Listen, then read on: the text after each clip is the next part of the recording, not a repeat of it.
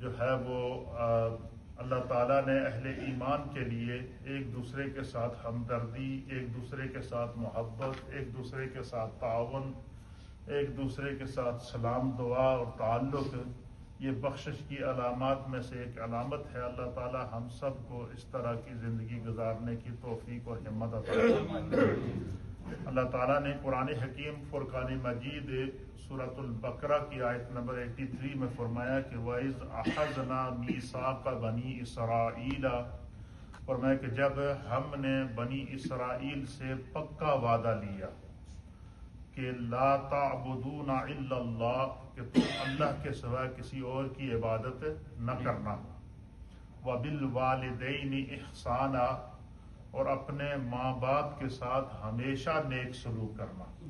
یہ اللہ تعالیٰ فرماتا ہے کہ یہ ہم نے بنی اسرائیل سے وعدہ لیا۔ اور دوسرے مقام پر سورۃ الاحقاف میں اللہ تعالیٰ نے والدین کی عظمت کو بیان کرتے ہوئے فرمایا کہ وَوَصَّيْنَا الْإِنسَانَ بِوَالِدَيْهِ إِحْسَانًا، کہ فرمایا کہ ہم نے انسان کو اس کے والدین کے ساتھ نیک سلوک کرنے کا حکم دیا ہے۔ سبحان اللہ۔ اور ایک مقام پر اللہ تعالیٰ فرماتا ہے کہ اپنے ماں باپ جب بوڑھے ہو جائیں اور جب اولاد جوان ہو جائے تو فرمایا کہ اپنے ماں باپ کے سامنے اف تک کا کلمہ بھی نہ کہو، کیونکہ انہوں نے تمہیں دنیا میں تمہاری پرورش کی ہے اور تمہیں دنیا میں لانے کا سبب بنے ہیں۔ اللہ تعالیٰ ہم سب کو اپنے ماں باپ کا ادب اور احترام کرنے کی توفیق اور ہمت عطا فرمائے۔ ہم مسلمان ہیں اور اسلام دین رحمت ہے، اور اسلام جو والدین کے ساتھ، بڑوں کے ساتھ ادب اور احترام اور چھوٹوں کے ساتھ شفقت کی جو تعلیم ارشاد فرماتا ہے، دنیا کے کسی نظام کے اندر اتنا پاکیزہ سسٹم نہیں ہے جو اللہ کے حبیب علیہ الصلوۃ والسلام نے ہمیں عطا فرمایا۔ نبی علیہ الصلوۃ والسلام کی مجلس لگی تھی، صحابہ اکرام ہدایت کے ستارے نبی علیہ الصلوۃ والسلام کی مجلس میں موجود تھے۔ حضرت عبداللہ بن مسعود رضی اللہ تعالیٰ عنہ بیان کرتے ہیں، اور سنن ترمذی کے اندر یہ حدیث ہے، امام بخاری نے بھی اس حدیث کو نقل فرمایا ہے، اور مسلم کے اندر بھی یہ حدیث ہے، ترمذی کے اندر بھی ہے، نسائی کے اندر بھی ہے۔ حدیث کی جو مستند کتب ہیں ان کے اندر یہ حدیث موجود ہے کہ حضرت عبداللہ بن مسعود کہتے ہیں کہ میں نے نبی علیہ الصلوۃ والسلام کی بارگاہ میں سوال کیا کہ یا رسول اللہ، یا حبیب اللہ، اللہ کے نزدیک سب سے زیادہ محبوب عمل کون سا ہے؟ یعنی انسان وہ کون سی نیکی کرے، وہ کون سا عمل کرے جو خدا نو سب تو زیادہ پسند ہے؟ تو آپ فرماتے ہیں کہ نبی علیہ الصلوۃ والسلام نے فرمایا کہ اللہ تعالیٰ کو جو سب سے زیادہ بندہ مومن کا عمل پسند ہے، جس کو اللہ تعالیٰ سب سے زیادہ پسند کرتا ہے، وہ کیا ہے؟ فرمایا کہ الصلاۃ علی وقتہا، 5 وقت کی نماز کو اس کے وقت پر ادا کرنا۔ یہ جو عمل ہے یہ اللہ کو بہت زیادہ پسند ہے۔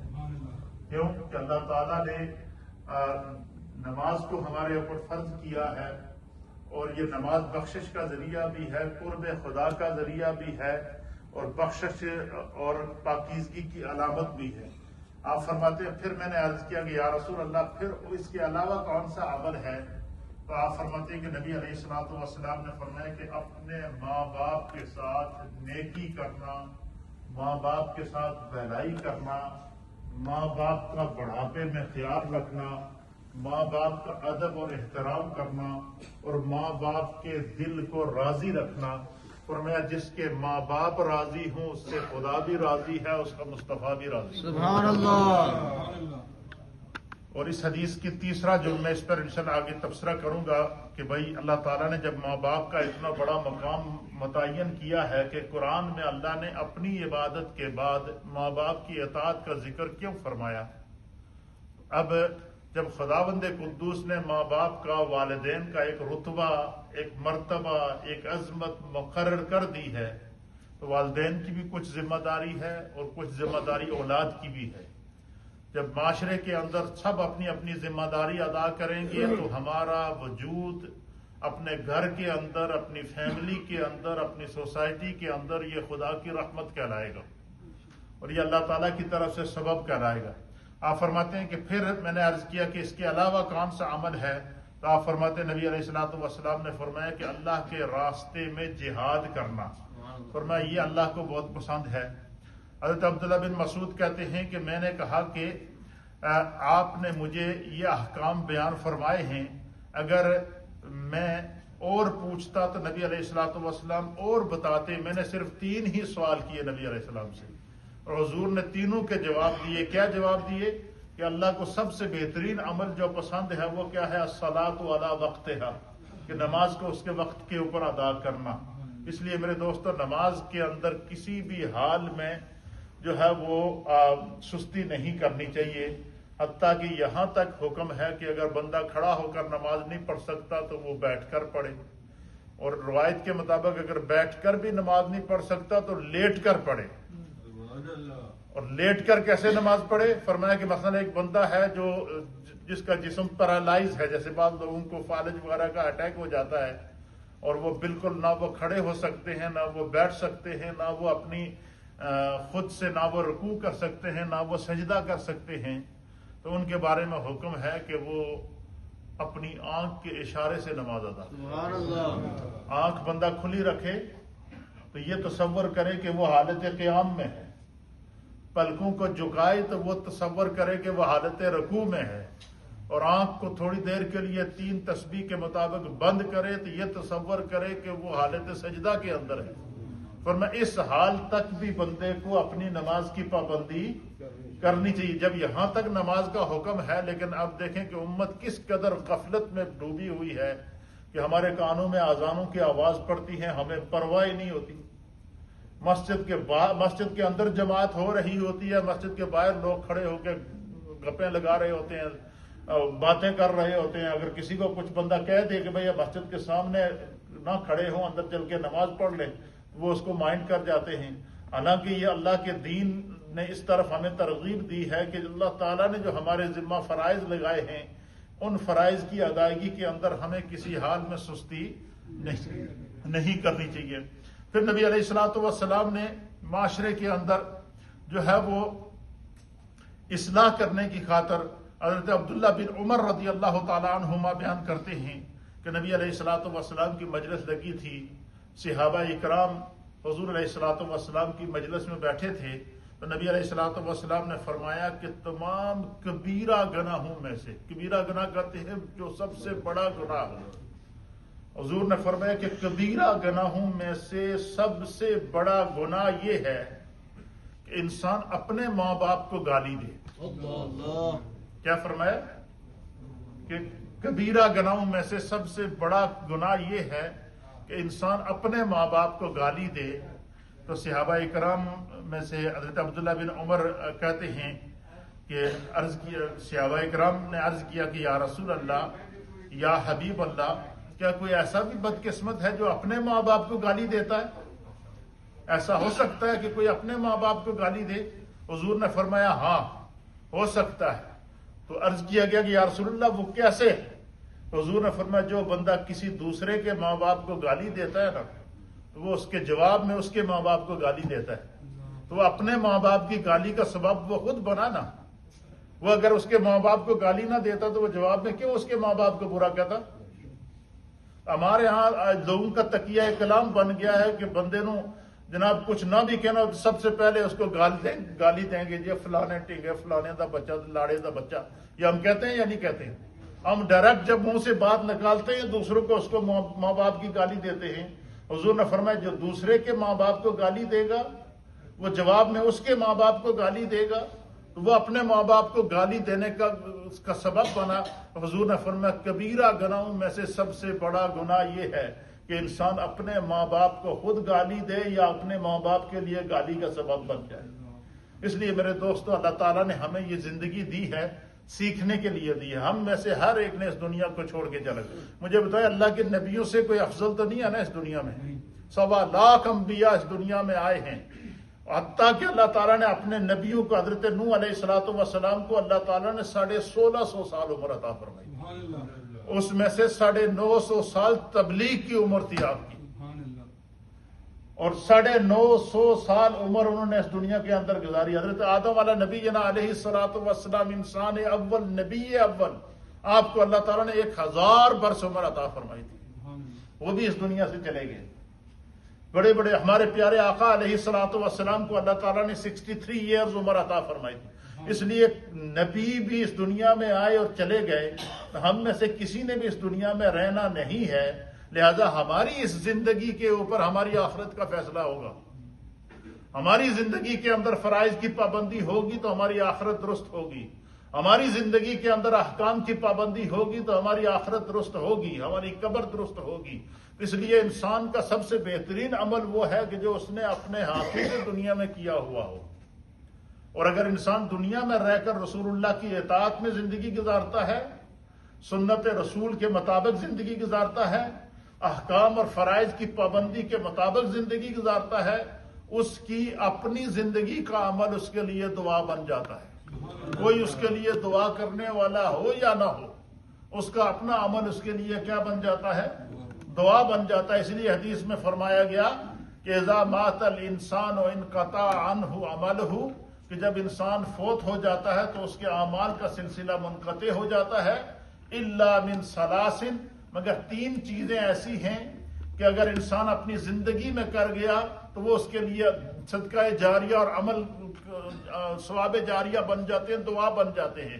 فرمایا اس میں سے پہلی چیز کیا ہے؟ وہ صدقۃ جاریہ، بندے نے اپنے ہاتھوں سے صدقہ جاریہ کیا ہوا ہو اور وہ دنیا سے چلا جائے تو وہ کوئی اس کے لیے دعا کرنے والا ہو نہ ہو، اس کی وہ نیکی اس کے لیے دعا بن جاتی ہے۔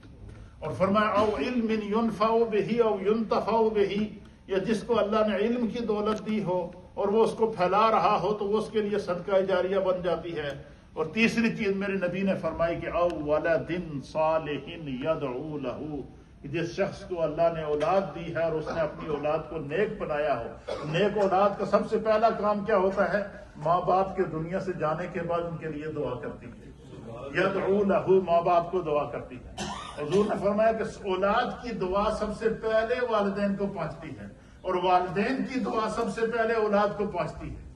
اس لیے ایک دوسرے کے لیے ہم نے دعا بننا ہے، ایک دوسرے کے لیے ہم نے جو ہے وہ نیکی کا سبب بننا ہے، ایک دوسرے کے لیے ہم نے رحمت اور کرم کا سبب بننا ہے، ایک دوسرے کے لیے ہم نے جو ہے وہ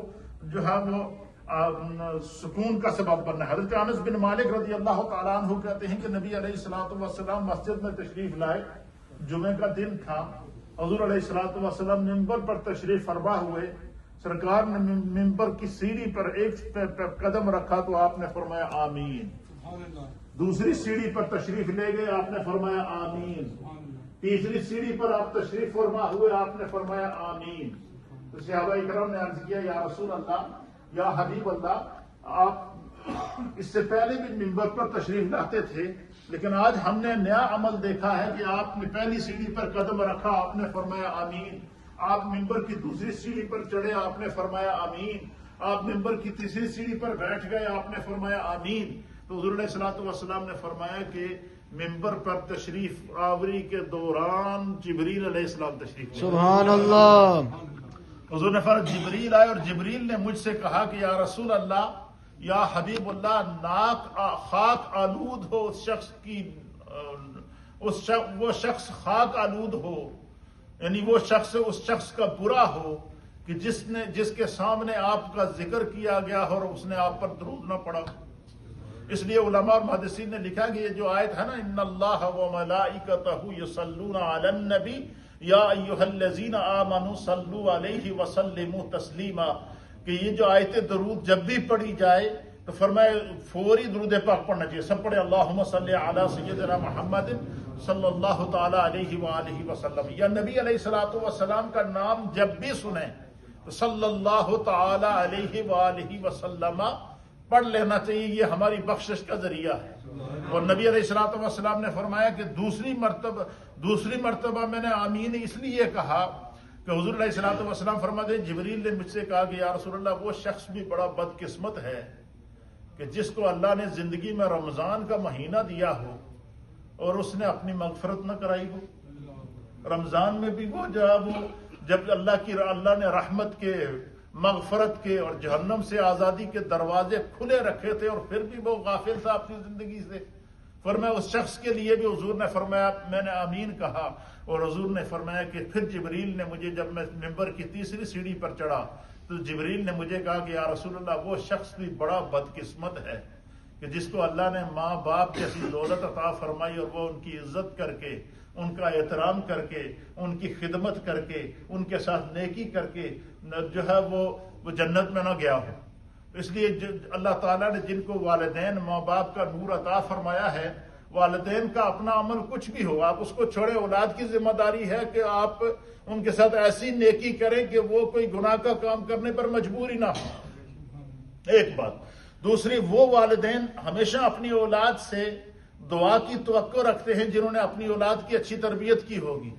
اولاد کی تربیت ہم اس وقت کریں گے جب ہم اپنی اولاد کو وقت دیں گے، ٹائم دیں گے، ان کی اچھائیوں پر ان کی حوصلہ افزائی کریں گے، ان کے گناہوں کے اوپر اور ان کی برائیوں کے اوپر ان کی سرزنش کریں گے، تو میں سمجھتا ہوں اس سے معاشرہ بھی بنتا ہے اور اللہ تعالی ہم سب کو جو ہے وہ اس کے لیے آسانیاں پیدا فرمائے۔ حاجی محمد خان صاحب مرحوم انتہائی نیک اور صالح انسان تھے، نماز کے پابند تھے، دور دراز رہتے تھے، وہاں سے پیدل چل کے کئی دفعہ مسجد میں یہاں نماز پڑھنے ارحم الراحمین۔ تھوڑا سا ذکر لا الہ الا اللہ الا اللہ الا اللہ لا الہ الا اللہ الا اللہ الا اللہ لا الہ الا اللہ الا اللہ الا اللہ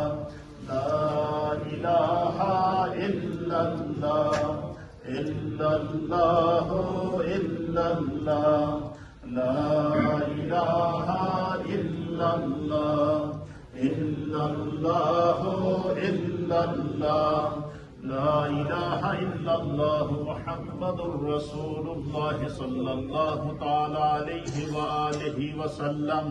اللہ اللہ اللہ اللہ اللہ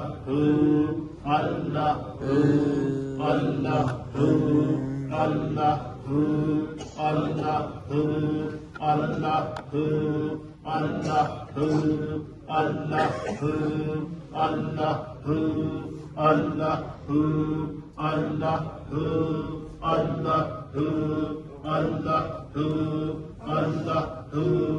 اللہ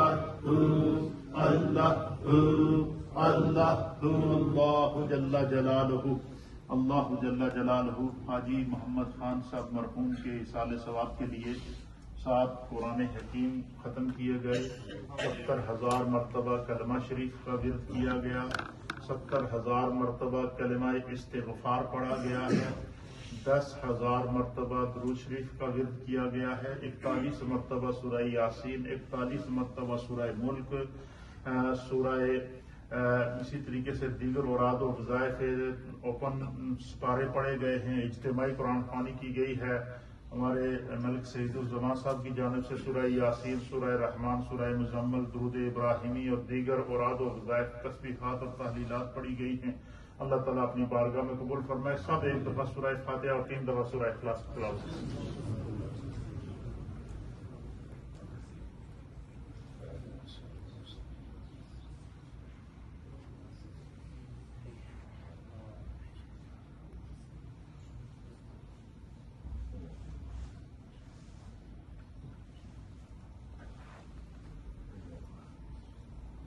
کسی صاحب نے 10 پاؤنڈ مسجد کی خدمت کی ہے، اللہ تعالیٰ قبول فرمائے، آمین۔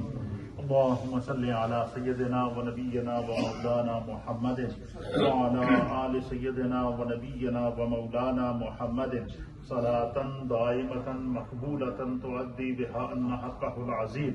اللہم ربنا اغفر لنا ولوالدینا ولاساتذتنا ولمشایخنا ولجميع المؤمنين والمؤمنات والمسلمين والمسلمات الأحياء منهم والأموات يا رب بالمصطفى بلغ مقاصدنا واغفر لنا ما مضى يا واسع الكرم اللهم اغفر لحينا وميتنا وشاهدنا وغائبنا وصغيرنا وكبيرنا وذكرنا وأنثانا اللهم من أحييته منا فأحيه على الإسلام ومن توفيته منا فتوفه على الإيمان اللهم ربنا اغفر لي ولوالدي وللمؤمنين يوم يقوم الحساب.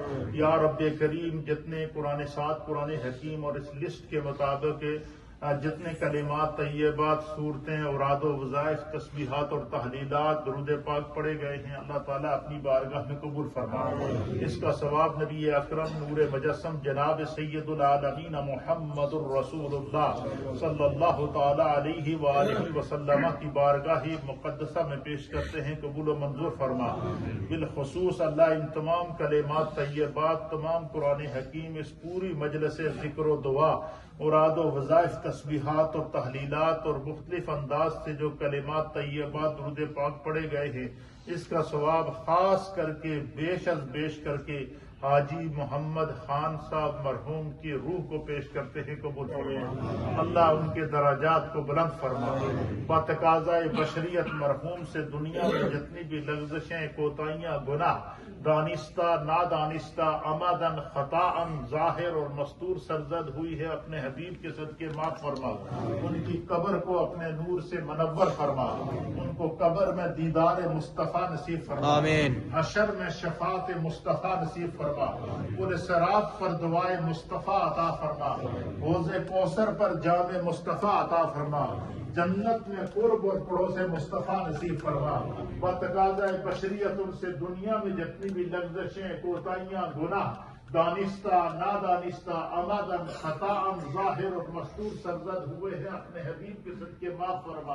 اس مجلس سے ذکر و دعا میں جتنے خواتین و حضرات موجود ہیں ہم سب کے جتنے مرحومین ہیں اللہ ان تمام کی ارواح کو اس کا ثواب پیش کرتے ہیں. قبول فرما. سب کے درجات کو بلند فرما. یا رب کریم دنیا کی زندگی میں اتباع اور اطاعت مصطفیٰ نصیب فرما. مرتے وقت کلمہ طیبہ کی دولت سے مالا مال فرما. جو بیمار ہیں اللہ ان کو شفا عطا فرما. جو گھروں میں بیمار ہیں اللہ ان کو شفا عطا فرما. جو ہاسپٹلز میں بیمار ہیں اللہ ان کو شفا عطا فرما. جو بے اولاد ہیں اللہ انہیں نیک و صالح اولاد عطا فرما. جو اولاد والے ہیں انہیں صراط مستقیم پر چلنے کی توفیق عطا فرما. دنیا کی زندگی میں اتباع اور اطاعت مصطفیٰ نصیب فرما. مرتے وقت کلمہ طیبہ کی دولت سے مالا مال فرما. فلسطین یمن سیریا اور کشمیر کے مسلمانوں پر رحم و کرم فرما. یا اللہ ہر مشکل اور ہر مصیبت سے ہم سب کو نجات عطا فرما. ہر پریشانی سے نجات عطا فرما. یا اللہ حاجی صاحب مرحوم کی بخشش و مغفرت فرما. درجات کو بلند فرما. حاجی نادر خان صاحب اللہ ان کی اہلیہ مرحومہ اللہ ان کی بخشش و مغفرت فرما. درجات کو بلند فرما. جنت الفردوس میں اعلیٰ مقام عطا فرما. جن جن کے لیے دعاؤں کے لیے کہا گیا ہے اللہ ان کے حق میں اس دعا کو قبول و منظور فرما.